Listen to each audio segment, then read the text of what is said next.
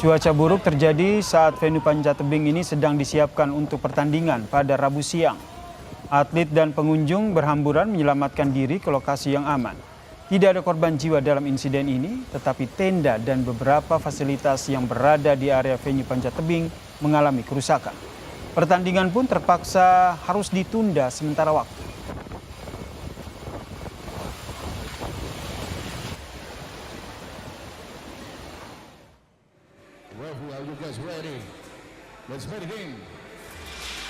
Sementara itu, saudara, diduga akibat angin kencang yang disertai dengan hujan, jendela venue basket di kompleks stadion yang sama juga copot dan menimpa para penonton. Sebagian kaca dan bingkainya terlepas saat pertandingan tim bergu putri antara Sumut versus Sulsel. Sejumlah orang pun terluka akibat terkena pecahan kaca. Akibat insiden ini, saudara, pertandingan pun ditunda.